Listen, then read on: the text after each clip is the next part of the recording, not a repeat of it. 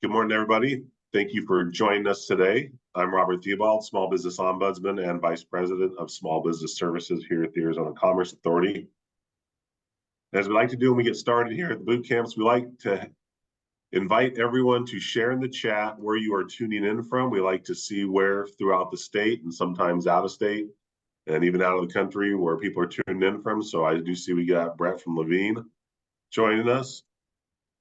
You got Phoenix, Sholo, Tucson, a couple from Tucson, Irvine, California. All right, Randy, thank you. Maricopa, Glendale, Lachey community, thank you. Mesa, Franklin, Tennessee, Tampa, Florida. All right. Casa Grande, Surprise, currently in St. Thomas. All right, well, thank you for joining us from St. Thomas.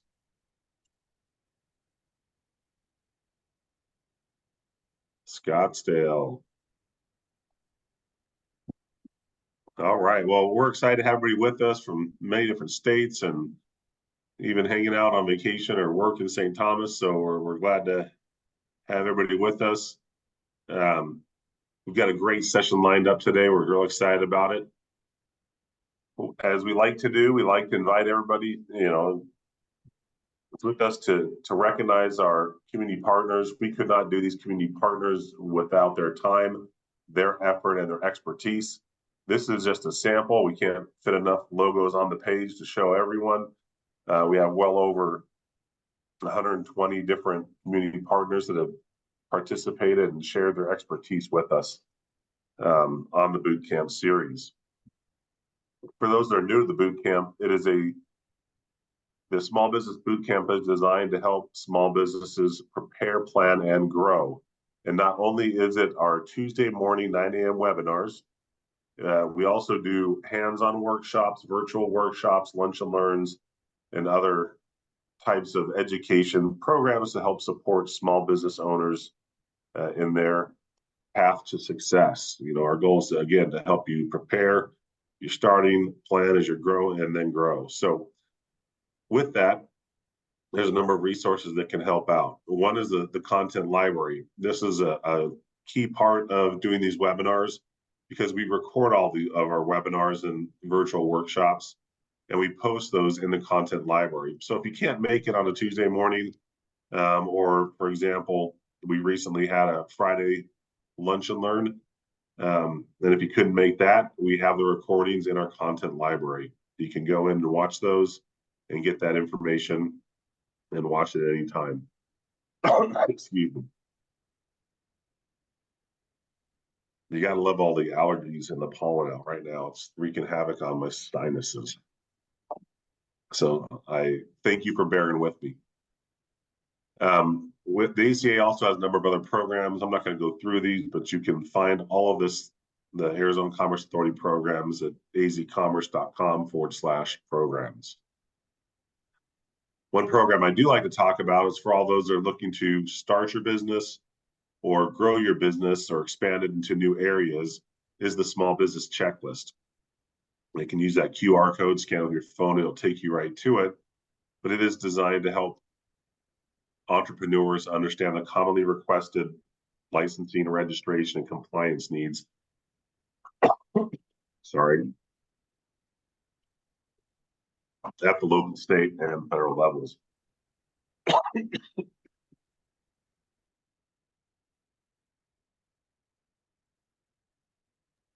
Wow, that was a rough spot there. So this is a great tool, again, available to you. Another update is we have an in-person workshop on May 22nd here at the Arizona Commerce Authority in partnership with the Phoenix Business Journal. And it's going to talk about PEOs, professional employment organizations, and how it can help you grow your business. It's in person only, and we do not record this. So if you can make it, great. We're excited to have you with us. Yeah. All right, another note is our Small Business Digital Academy. Applications are open for this. It's a 3-week course where we help entrepreneurs, as it says there, owners utilize the website, social media, e-commerce, SEO, and analytic tools to help promote their business digitally. There's no cost to attend, but we do ask if you apply that you plan on attending all 3 weeks. But we're glad to have you with us if you do apply. So we will post the link for that in the chat. So we have some upcoming sessions. We'll always like to share this.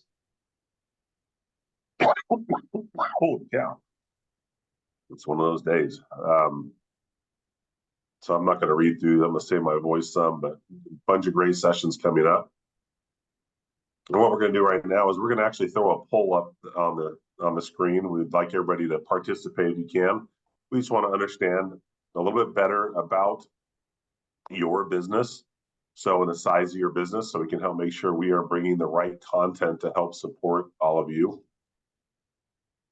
So please post up if you're a solopreneur, less than 5 employees, less than 10 employees, less than 20, more than 20, or I'm a small business service provider, or other. There's one more down there, other. So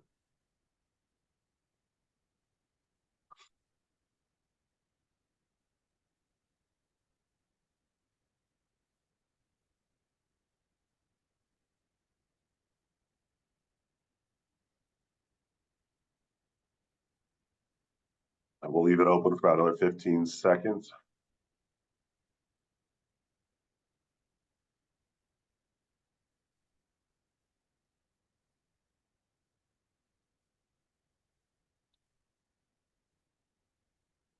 All right. Thank you for participating in that. And with that, we're going to utilize that information that helps us identify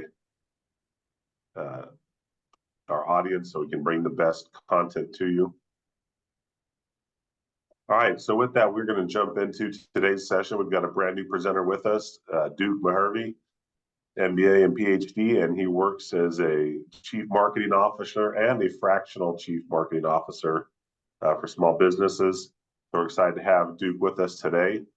So I'm going to go ahead and stop sharing my screen. And while Duke gets set up, we just want to remind everybody, please use the Q&A for your questions, because Duke is going to have some questions for you that will have you respond to the chat. So Duke, it is all yours. All right. Good morning, everybody. Trying to share my screen. Let me know if you're seeing it. You should be seeing it now. Good. All right. Happy to be here. We're going to talk about messaging today, and I would like you to participate. In other words, I will ask some questions every now and then, or ask for your opinion. Please feel free to jump in and use the chat, just like you did, to put in your reaction or comments there. So we'll get started.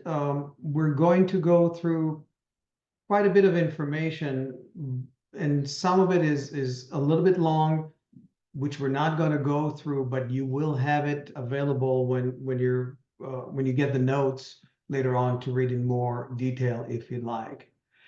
So let's talk about constructing and updating your core marketing message. And since you're here, I'm assuming that you agree with me that having a clear, consistent and concise message is very important for your business or the businesses that you are helping. And we'll talk about what it means, why it is important, and we'll talk about how to put together a good message and how to use it after all. So my first question to you is, you all came here because you saw the title about messaging. What do you think we mean, or what do I mean, or what I meant when I said messaging. You have any thoughts what it is referring to?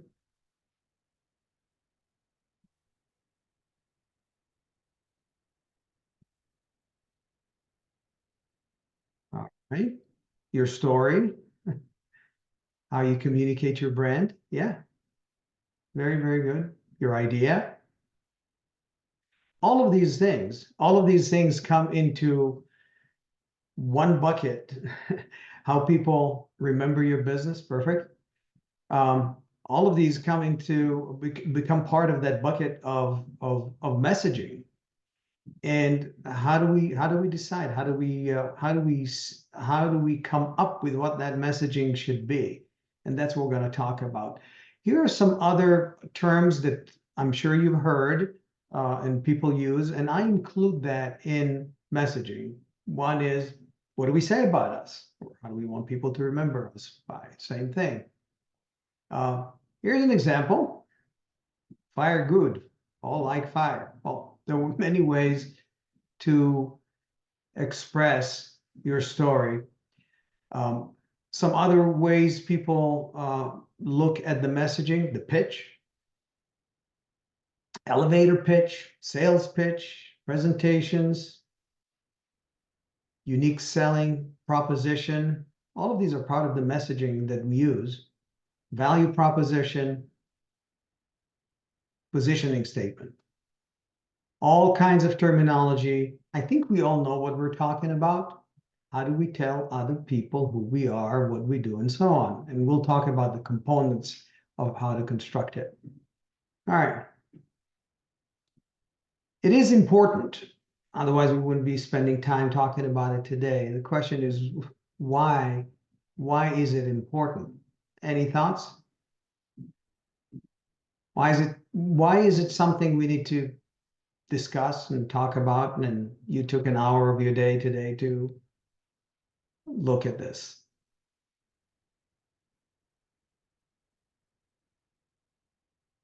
Is the identity the way people perceive you? Absolutely. I'm sure you've been in many situations. Yep, how to connect with larger audience. Yep, great. So yeah, so I'm sure you've been in situations, whether it's a networking event, even a casual party, a presentation of your product or a proposal to business, and they always ask you in one way or another, what is it that you do? What does your company do? It's the most telling about who you are and what you do is the most common thing that business or people who engage in business happen to do in social situations and other situations. It also helps build a first impression. And we know that first impression is extremely important. If you meet someone and they ask you what you do, or you tell them about what you do, if you made a wrong impression, if you said the wrong things, if you didn't say it right, probably going to be the last time you talk to them, or it's not going to go well. There are time constraints. We all have a limited amount of time. We meet somebody, we talk to them, we tell them who we are, what we do. We need to be efficient. We need to use the time, be respectful of that time. There's also the issue of consistency. Can't tell you how many times I start working with companies and I ask the president about the company and then a director about the company and then employees and salespeople. Everybody has a different story to tell of what it is. It's kind of a waste in the sense that not everybody's working towards the same goal. So consistency, if we come up with a messaging, it helps us be consistent with the employees on different platforms. We want our website and our social media and our proposals and our flyers and everything else that we do convey the same message, convey the same benefits and features and values of the company. And of course, we don't want to confuse the customers. We want to make sure they all hear the same thing. So that's another reason why messaging is important. We want to be efficient. We want to use the time and space provided to us to share who we are and what we do in an efficient way. And inclusiveness, coverage. How many times have you been in a situation where you meet someone, they ask you what you do, or they ask you about the product or the service that you provide, and when you're done saying it, oh, I should have mentioned this. I should have included that. I should have shown them this picture. If we have a message that we planned for, rehearsed, prepared, everything hopefully that's important will be there. And as we alluded to before, with the first impression, it can open the door or it can close it shut. So having the message right is very important. I want to show you a few examples, and I want your take on it. You tell me what you think. These are all actual examples. They're all real.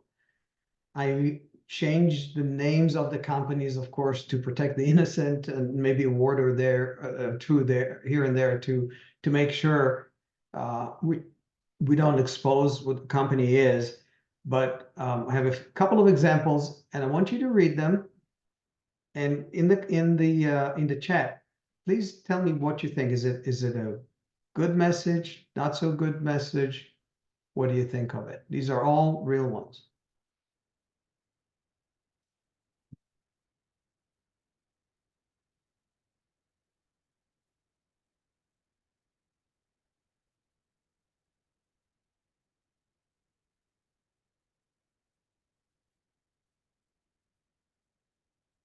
See, okay, we have not good, pretty vague, not at all clear, not clear, boring, not relatable, horrible. I agree with horrible, not concise, not effective. Yeah, and like I said, this is a real one. So you can go to somebody's website and find this. We execute strategic business initiative to drive business impact. Huh? So who you are? What do you do? How do you do it? Whom do you serve? None of it is on there, right? It's a waste of time and space. Let's look at a second example, slightly longer. Take a minute to read it.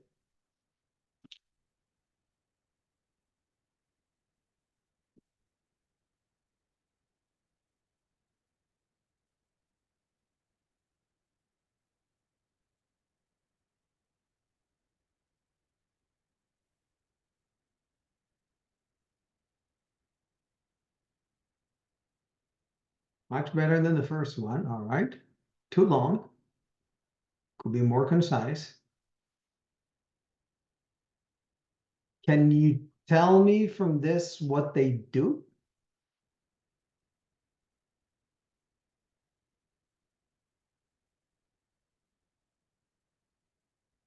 Teach leaders. Okay. Teach leaders what?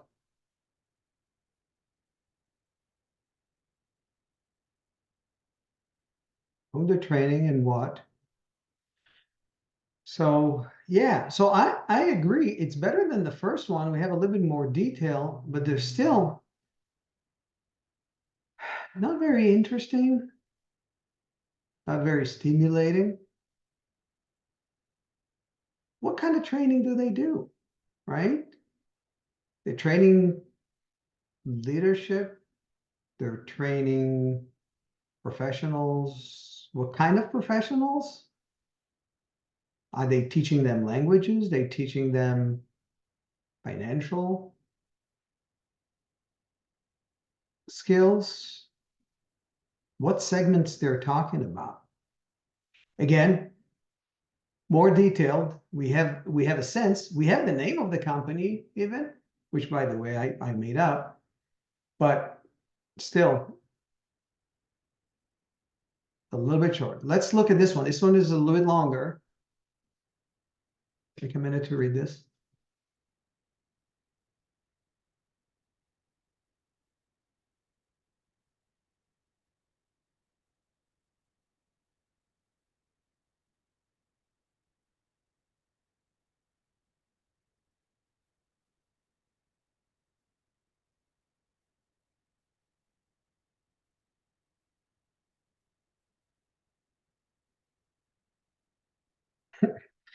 I fell asleep reading it. Okay, too long.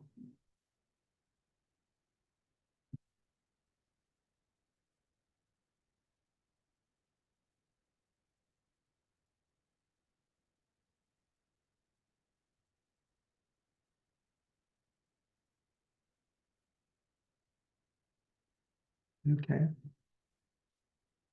Some more details, right? Long paragraphs. I agree with that. All right, still very vague. You're not walking away reading this knowing what this company, can they help me? Can I relate to them? Do I need to hire them? They're talking about resources and making decisions and operations, but not very clear on what it is. All right.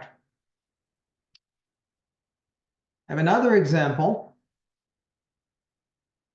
Uh, let's do this one quickly. Kind of read it.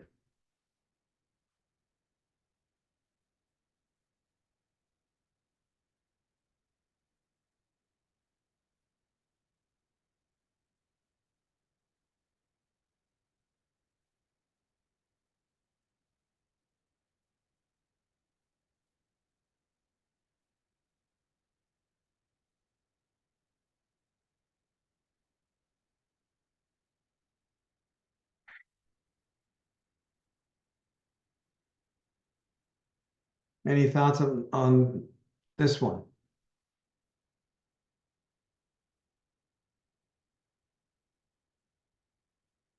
Get real examples. A lot of fluffy words. I agree on that. Yep. We get a better sense of what they do, but kind of wordy, vague. Yeah. It's almost like people are afraid. Again, these are all real examples. People are almost afraid to say exactly what they do, so people don't turn them away, perhaps. All right. So this kid is still wondering what kind of software? They're saying they're making they build software, develop software, but what kind of software? And they're saying they're going to solve my problems. Well, how do they know what my problem is? What kind of problems they're talking about? HR problems, financial problems, sales problems, marketing problems, operations, manufacturing? What? They don't tell us. All right, we get the picture. Going to move on. So let's talk about what do we need to do to get started with our messaging. So what I would like to propose is that you start with a long message, not necessarily share the long message. You start constructing a long message. What message is that? It's the value proposition and positioning statement, and we will talk about what it is, what it means. So my suggestion is to start with that. Let's define it to make sure that we're all talking about the same thing. So a value proposition and positioning statement is a declaration containing the company's promise to its customers of unique and relevant benefits. It should state how the buyer and the customer would be improved by your offering, and therefore should focus on the outcome. You should focus on outcomes and results. That's what you want to talk about. In other words, it should clearly explain how what you do improves and positively affects their bottom line. Bottom line, not necessarily money-wise, but could be as well. So my suggestion, my recommendation, working with hundreds of companies over the years. Start with that. Everything else can come afterwards. How do we use it? So the value proposition is a core message, and that's why I'm saying you start with this. It's a core message. You write it up, you agree upon it, and then later on, things can be developed based on that. And everything that you do communicating outwards will be based on that message. One more thing.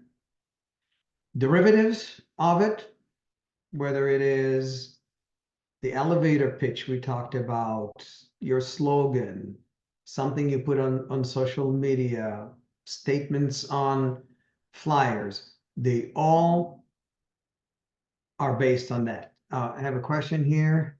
Can you explain value proposition, please?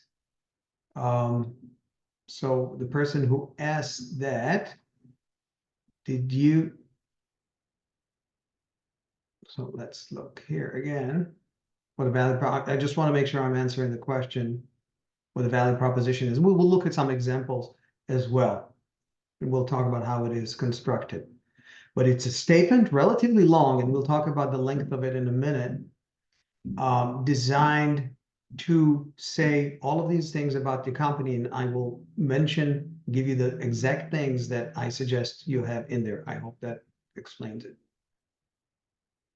All right, going back to here, I want to make sure that you understand the value proposition statement, this long statement, and we'll talk about the length in a second, as I said. It's not what we use all the time. It's actually almost never used in its full length, maybe on a website where you have the about page, the about the company, that's where it is. But we take it and we use statements from it for different uses when we communicate with people. So external communication, but also to help us within the organization stay on message and make sure that we don't talk differently about different things and we don't do things that we didn't promise people that we can do. We don't skip or we don't miss on things we promised we can do. Let's talk about how you construct it, and then we'll look at some examples as well. Best way to go about it is to have internal discussions with customers. Then you agree upon it internally and you write it down. But what is it? What do you write down? So let's start. One, what the organization does. You want to be able to explain exactly what we do. So the examples that we looked at, talk about software, we build software to help manufacture widgets, or we build software to manage human resources. You have to say what it is. So you start by answering these questions just on a piece of paper. Start answering these questions. Next question, how do we do it? How it is being done. We use people, we use AI, we use machines, we do surveys. What do you do? How do you do it is the next question. Then, who the main customers are? Whom do we serve? It helps people relate to you when you say, we build human resources software for companies with 50 employees or more. Okay, now the person you're talking to can relate a little bit more to who is the audience, who is the potential customer. So they know whether or not you're for them or not. What problems that the customer faces, the organization is intending to solve. So in one of the examples we looked at, they're talking about problems. They didn't say what problems. Well, it could be saving, if we use the example of the HR software, saving time, reducing costs, providing better benefits. It's manufacturing, maybe cheaper, faster, better widgets that we make. Ask yourself what problems you can solve. And then what unique benefits you can deliver, especially if you compare it to what others in your world deliver. So your competitors or alternative solutions.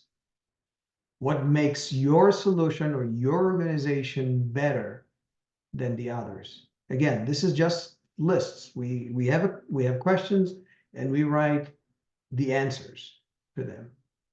And lastly, why you should be trusted. What are some generic types of things that we hear people say or claim to make you trust them? So we sell machines that make widgets. Our widgets are the best in the world. It's going to cost you less to make them. Good. Yes, years of experience, guaranteed. These are all great examples of reasons to be trusted. So we've been doing this for 50 years. We guarantee all our products 100%. Yes, money back guaranteed if you're not completely happy. Some other ones. What about awards? You've seen those. Award-winning, whatever. Yeah, so awards is another way. Recognized by. How about as seen on TV? People use that as a guarantee. So all of these things, customer reviews, yeah, great. Partnership with big companies. Even claiming that another company is a customer of ours is a good way to show trust. If Microsoft trusted us to write that piece of the software, you should be able to, right? So yeah, very good. So you get it. So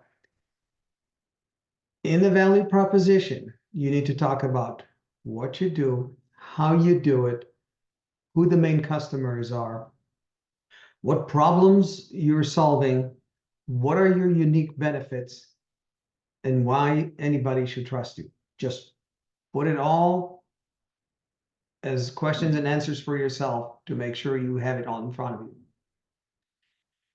As we're talking about how to construct it, I would like to mention one more thing regarding the construction here. The whole primacy and recency effect, and I'm not sure if everybody is familiar with that or not, but the primacy and recency effect refers to the fact that people tend to remember what you said at the beginning and what you said at the end. In the middle, not so much.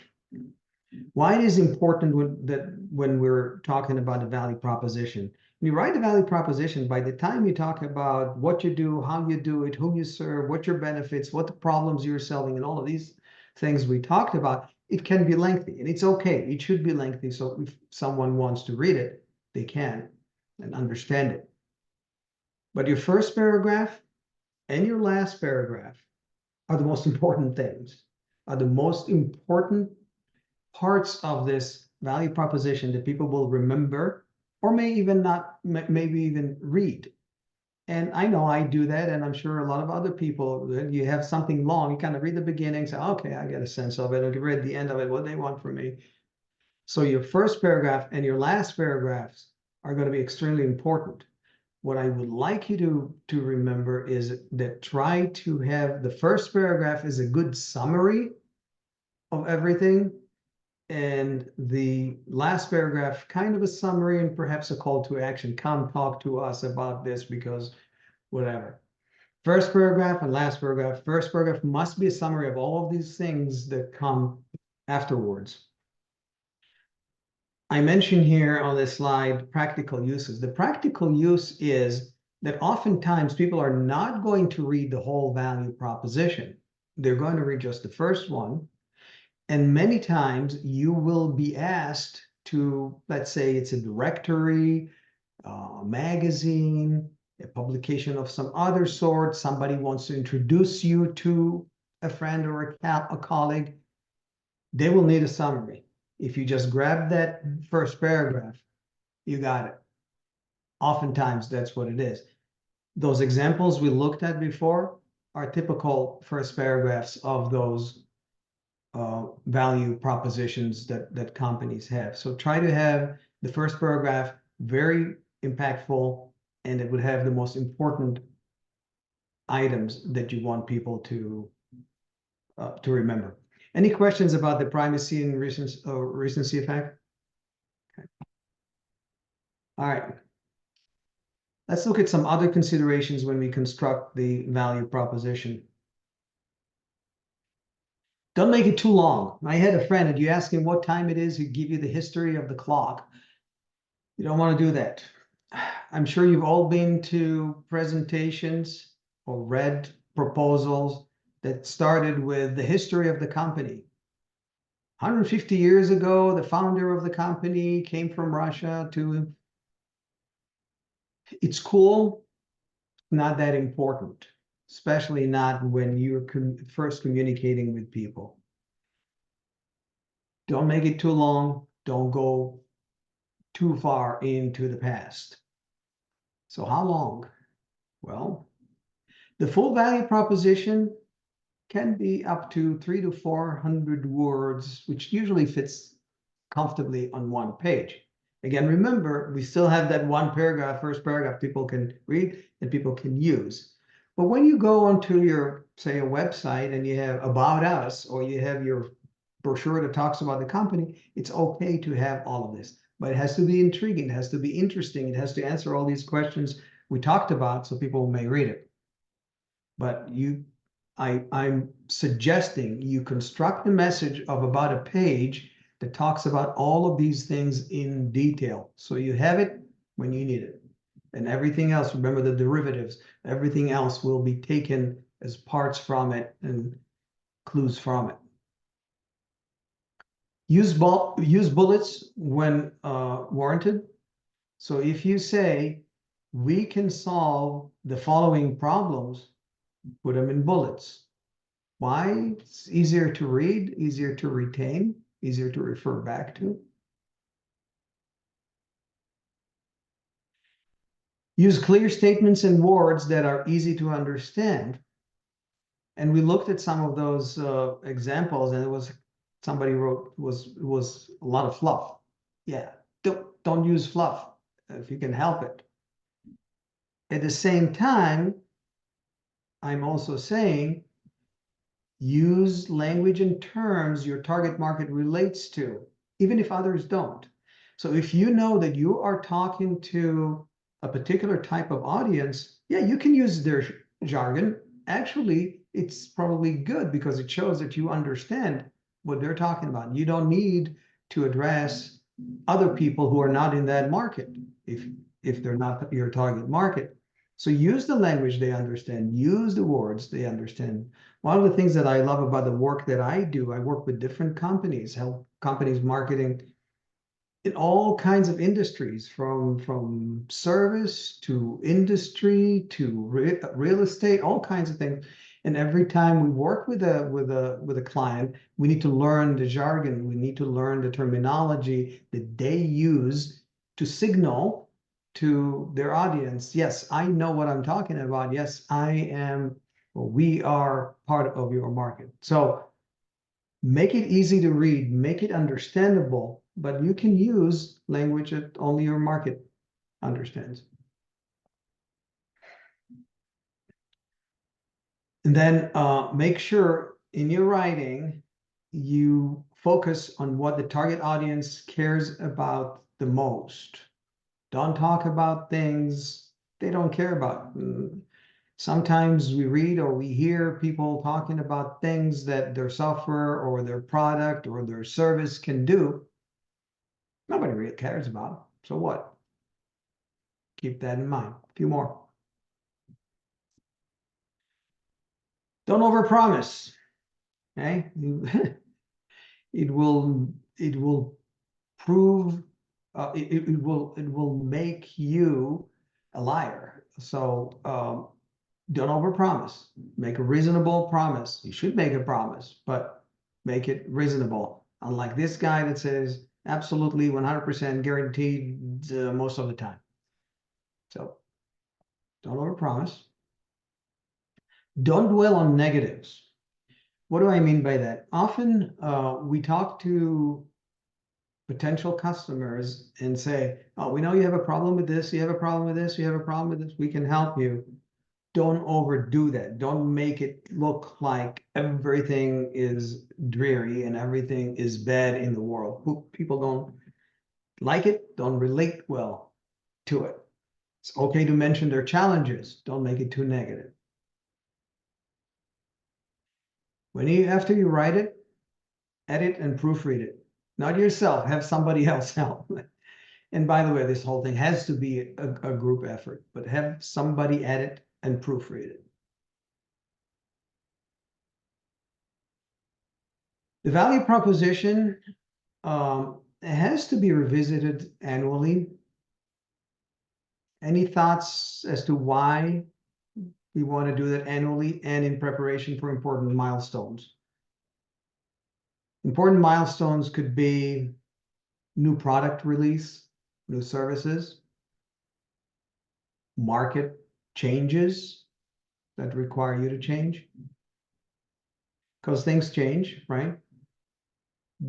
So as your company develops or changes, you're not doing this anymore, or you're doing that also.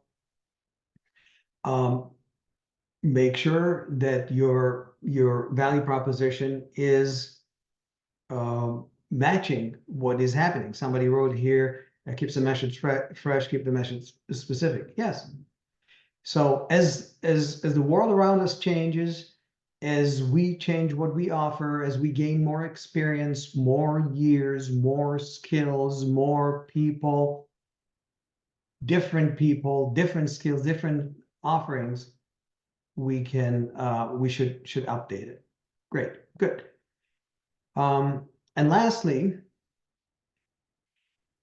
vary the copy to address specific segments. So if you are serving, and I'll give you a real example, and you will see that company later on. So I'm working with a company that makes a product for dairy farmers to help them feed the cows.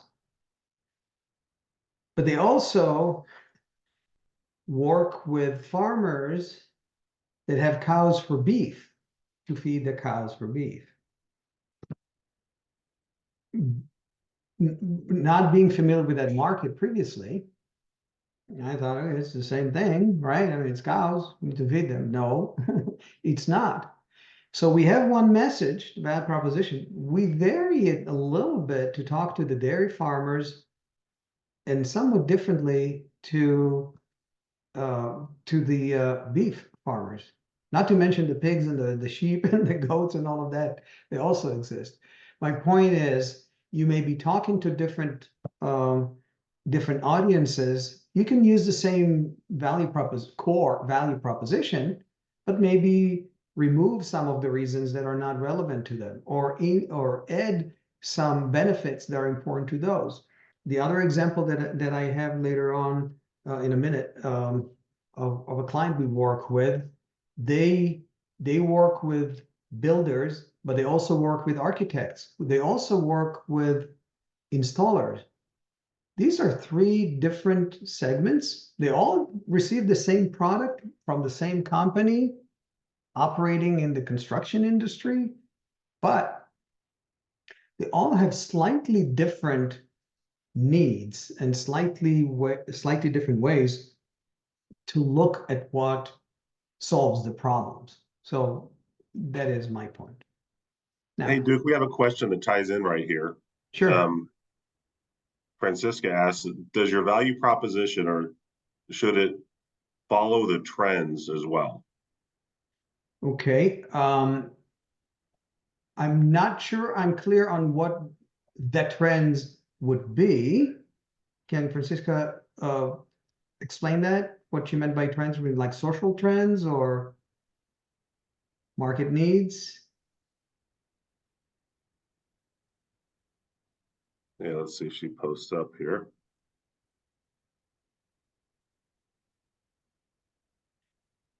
Generally speaking, part of the reason we talked about revisiting annually and making adjustments is to make sure that it's, like someone said here, keep it fresh and relevant. But I just wanted to be able to answer specifically about the trend, so I'm not sure what trends was she speaking about. So yes, you want to keep it fresh. You want to use terminology that's modern. You want to use. I'm sure you've all seen over the past 3, 4, 5 months how many companies all of a sudden talking about AI, right? They're not necessarily doing anything differently, but now it's with AI. You get it with AI, produced with AI, controlled by AI. So if that's what she was referring to, Yeah, she says in here, says, let's say with beef food products, maybe the trend is now for liquid food instead of other forms. oh yeah, so absolutely. And that even goes a step before your value proposition. It really has to do with your solutions. And we're talking about only one aspect of marketing, not talking about uh, needs in the market and so on. So yeah, absolutely. Clearly, if the market has changed and now people are looking more for liquid, definitely change your offering. And then when you change your offering, you certainly have to change your value proposition to match. Yeah, but the value proposition does not lead the company necessarily on what to make and how to make it, but rather explains what the company is about and what it makes. But yes, from a marketing perspective, absolutely make some changes. All right, we're getting close with the time, so I want to show you two things real quickly, and then see if there are additional questions. So we talked about what it is and how to do it and all of that, and I want to give you two good examples. So we're not going to read it now. You'll have this information available to you. You can read it. This is a good value proposition of a company called Summit Automation. And this is the entire value proposition. We use it only once on their website as is. Otherwise, never see it. But it has everything someone would need to know about what they do, how they do it, why they should talk to them, and why they should trust them. But the first paragraph has kind of a good summary of all of it, and oftentimes that's all that people see, that's all that people use. So we're not going to spend the time right now reading it. I wanted to show you how it's used. So this is what we wrote with them, okay? And it's a process, takes weeks, sometimes more, to construct it. So we use it to do a flyer. So this is front and back. So in this flyer, for example, practically all the information, not verbatim, all the information that we captured to be the value proposition is expressed in here, obviously in a much more visually appealing format than this, right? But this is just writing. This is the manifestation of it. It can also be found on their website, in this case, on the About page, actually almost verbatim. I encourage you to read it so everything that we talked about would make sense. And the other example I have is another company called Healing the Earth. That's the one I was talking about, feed for animals. So this is their value proposition, 285 words, I think, altogether, but it's easy enough to read. There is one opening paragraph, second paragraph detailed, the rest of it is basically bullets, and a closing argument. How is this being used? Again, a flyer, again, visually more appealing, has all the information that someone would need to have about it, but they can also just read this paragraph here and get a good sense of what it is. So if we had more time, we would read through these, but you can read, you don't need me to read it to you, but I want you to read these as good examples, or not the only good examples in the world, obviously, of how to take a message. But most important thing that I would like you to remember is you write this long thing, we said 300 words, 400 words at the most, and then you take portions of it, you take chunks of it and you use it for different things, and not the other way around as we started. I want you to start with the long message, has everything, including the first paragraph that summarizes it. And then that paragraph would more or less be what you say when somebody asks you, what do you do? What your company does? That's what you talk about. Boom, boom, boom. Click, quick, concise, and has all the important information they might need. And if they want more, then you'll have more, obviously. All right. So I want to thank you for being here and want to see if you have any questions, but I also have my contact information. So feel free to call me, to email me, however you want to do it. But if you have questions now, I'll be happy to talk to you now. Yes, and as Duke mentioned, that to read through some of these slides, the slide deck will be available in the content library along with the recording of this session later today or early tomorrow morning. You'll be able to download the slide deck so you can dive in and see those examples of the value propositions and the flyers that he shared here at the end. So if you have any questions, post those up in either the Q&A or the chat, and we will answer those. We got a few minutes left. I again want to emphasize that even after when you read through the materials, if something is not clear, if you have any questions, don't hesitate. I'll be happy to answer. I'll be happy to help. Just tell me that you're friends of Robert or Faith, and it's free. So. Excellent. We got a really good question in here in the chat. It says, if you have multiple target marketing groups, should you include all in one flyer or create separate flyers for each? Very good question. So we deal with this sometimes with different clients, and we have two solutions. You can do either one, depending on how different it is. If the message as a core is pretty much universal to all segments, you call it groups, we call them segments in marketing. So you do just one flyer, and if it's a flyer, then you have a box, maybe a colored box with text that if you happen to, or veterinarians versus vet technicians, and you have something specifically for them. If it tends to be a little bit more involved and the differences are big and there's quite a bit to say, do completely different ones. So what we do with our clients, we try, when we have a situation like this, on their website to actually have markets we serve or industries we help, and we have like a page that's separate, completely separate message for that. It's the same company offering, but we're talking about the benefits that they care. So the example I used before, and it was Summit Automation, one of the first example I showed you, the good example I showed you. Summit Automation talks to architects, talks to builders, talks to installers, and some other ones.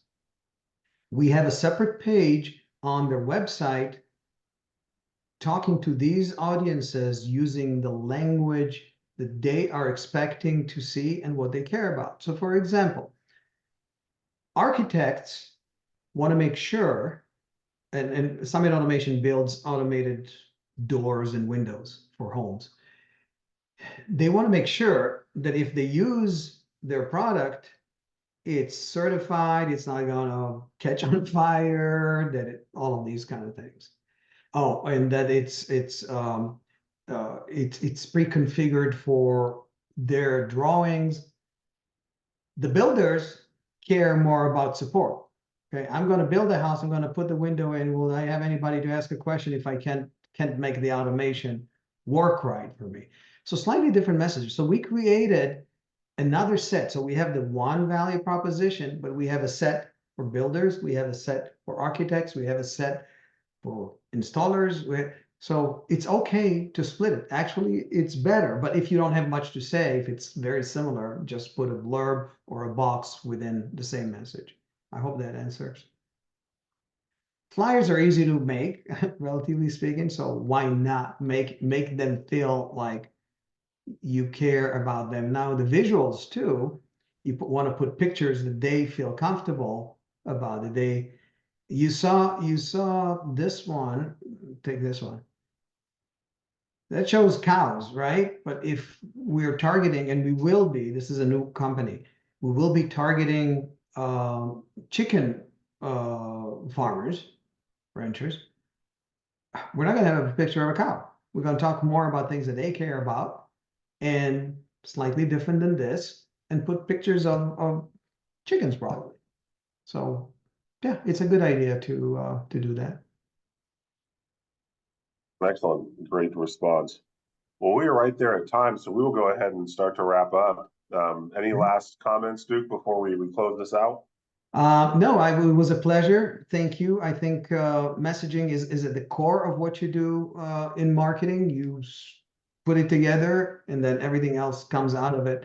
I'll be happy to answer any questions, like I said before. You know, Anna just dropped one in, and this is a topic for a whole webinar. Says what is the best way to get your marketing info out? And I think we've covered in the past on boot camp sessions, and we could cover it more. There's a lot of different ways to do that, and I guess part of that's the trick. Yeah, well, I always tell my clients, unlike some other disciplines, there's no silver bullet in marketing. It's called a marketing mix for a reason. You have to do multiple things to get the message out, because people consume information in different ways and they perceive information differently depending on where they see it. So there are hundreds of ways to go to marketing, and I can just mention a few that we talked about.